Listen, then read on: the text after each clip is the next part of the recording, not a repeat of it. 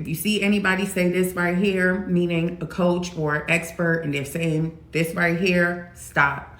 Let me educate you for a minute, okay? Now, it's not that this statement isn't true, all right? But I feel like if it's fragmented advice, and that is the problem with this coaching industry. Everyone markets their programs and their systems like if it's the one thing that you need without giving you the full picture. That's literally the mission of Market Your Message. So let me give you the full picture, okay? Now, if you are not closing your sales on sales calls, then the other way that you're doing it is either in the DMs or through a presentation, okay? Now, the most well-known way that people close sales is through a presentation. But the reason why they're able to close those sales through a presentation and not through a sales call is because they have done a lot of sales calls. So they have already exercised the sales calls muscle, okay? They've already spoken to a lot of their ideal clients. They've worked with their clients. They got clear on their struggles, their pain points.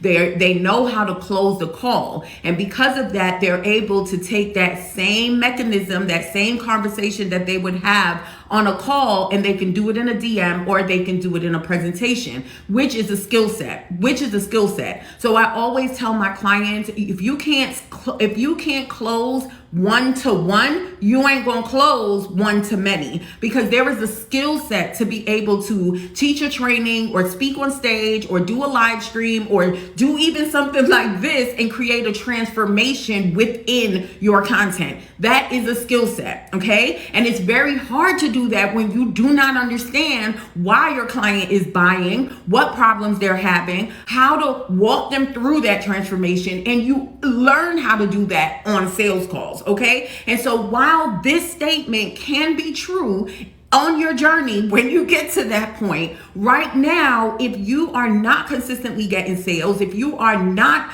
able to even teach presentations and get people to say, yes, I want to work with you in a presentation or in a live stream, then you are someone that needs to do sales calls. Another thing that I want to give you, because I'm the messaging queen, is that the best way for you to get better at your messaging is through sales calls, okay? One of the things that we do is we transcribe our sales calls and we start to create buyer personas from our sales calls, our successful ones. And we also study the ones that aren't successful, meaning the ones where we got that no, because it comes with the territory. And we study the sales calls so we could get better at our messaging. So there are so many benefits to you doing sales calls. Another reason why, as you can see, I'm going in, I feel deeply about this subject, because I feel like if this is one of the things that make people so confused in this coaching industry and that make people lose a lot of money. Another thing that people are not telling you is that the biggest way to grow a business, and I've been a business owner for 20 years, the biggest thing that you have to do on your journey is find what works for you. Majority of the people that come to me find it easier to talk to people one-on-one.